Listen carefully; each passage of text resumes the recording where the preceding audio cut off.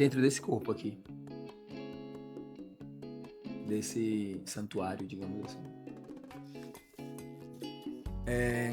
Vivem uma criança, um adulto e um idoso. Nossa, tava falando isso esses dias. Eu tava lembrando, e eu acho que todo mundo vai lembrar que tá vendo isso. No colegial, eu tava lembrando que nesse exato momento, nesse mesmo horário agora, talvez eu estaria, não que façam isso, filando aula pra jogar bola, ou tava com um grupinho de amigos, um grupinho de 4 ou 3 pessoas, indo fazer pipoca para comprar um VHS ou um DVD para só ser feliz naquele momento. Não havia responsabilidade, não havia boleto, não havia preocupação, nunca houve vaidade e muito menos algo que fosse sobre o que cada um estava fazendo. Só o fato de estarmos juntos e mesmo que tivesse ocorrendo muitas guerras mundiais aí. Foi uma época muito boa e eu acho que a gente não pode se distanciar desse ser que habita dentro de nós, sabe?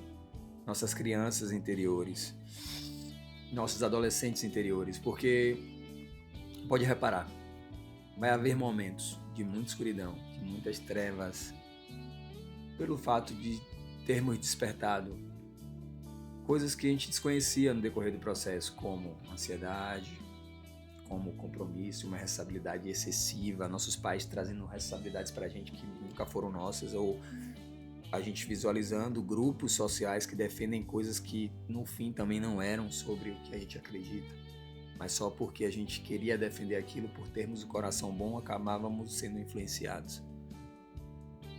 Onde a gente precisa, dentro de nós mesmos, entender que é para lá que a gente tem que voltar, no momento que a gente não conseguir administrar nossos sentimentos ou não saber lidar com nossos sentimentos. A gente precisa voltar para essa criança, a gente precisa voltar para esse adolescente, a gente precisa voltar para esses momentos que eram paz, que eram tranquilidade. E o mais importante, que eram o nosso real refúgio. Toda vez que a gente conseguir encontrar esse real equilíbrio dentro da gente, a gente não resistir achando que somos seres envelhecidos, que a gente viveu em uma outra perspectiva, ou em um outro paradoxo, em um outro multiverso, nesse corpo aqui, com certeza a gente vai viver de uma forma que não seja tão feliz como a gente adoraria ser e foi quando éramos crianças ou adolescentes. Sabe aquela reunião que tem de pais assim, pais e mestres? Seu filho é um lixo, seu filho não entende nada, não consegue ver nada e... Enfim, quantos brasileiros, nesse exato momento, não são diagnosticados com TDAH, com algum grau de autismo, ou com algum tipo de especialidade que o sistema ele não consegue acompanhar? Não falo nem a nível educacional, mas a nível de desinteresse mesmo, indo para uma ideia mais polêmica.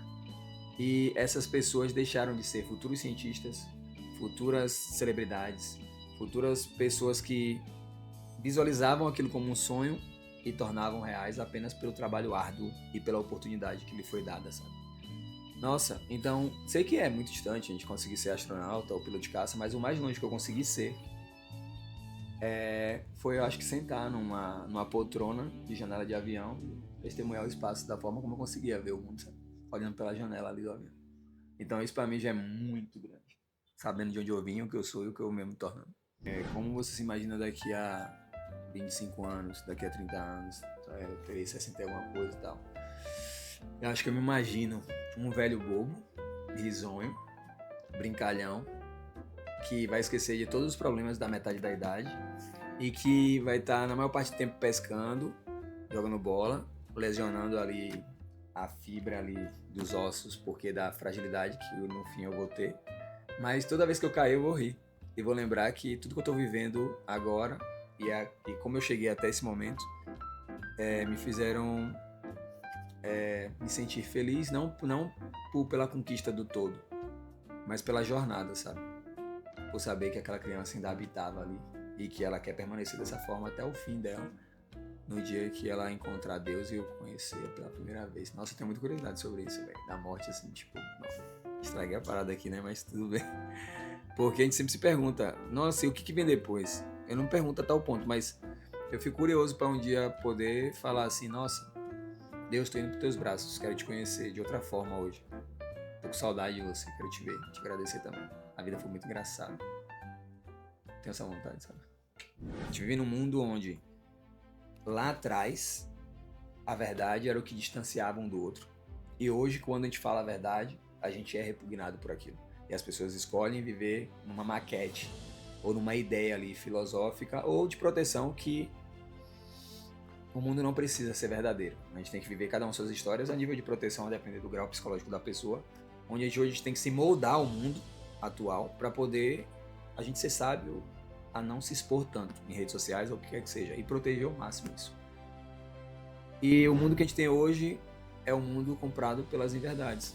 A maioria das pessoas mentem e são glorificadas.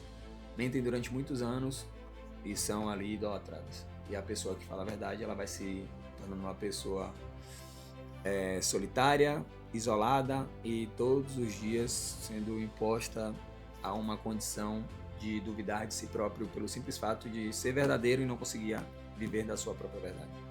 Isso é muito lindo. Alguém que não gosta de aniversário, na minha opinião, é alguém que possui algum tipo de trauma, que foi escalado no decorrer dos anos e, sei lá, pela ausência, por falta de pessoas ou por ninguém dar real importância para a mesma, ela acabou vindo a esquecer o quão importante é ela em si, ela de forma egoísta, conseguir dar uma volta durante 365, 366 dias em volta de uma pedra, em meio a um espaço vasto, e continuar viva ainda, lúcida, cheia de talentos, cheia de vitalidade, cheia de perspectiva para continuar seguindo.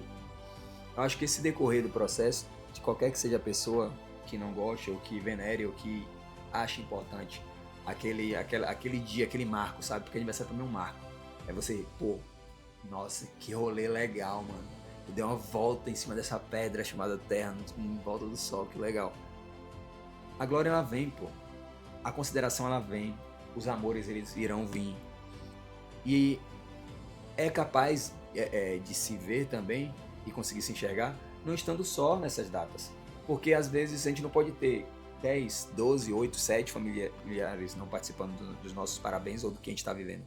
Mas haverá pessoas totalmente distintas que nos amam e nos veneram e nos idolatram de uma forma tão bonitinha, porque é aquilo que a gente consegue construir no decorrer do tempo, que foi só você e aquela pessoa em um momento muito ruim, um momento muito bom, que lhe foi vivenciado, sabe? Então, aniversário pra mim, velho, é um marco. Aniversário pra mim é como se fosse algo de veneração, sabe? Algo de contemplação, de contemplar a vida.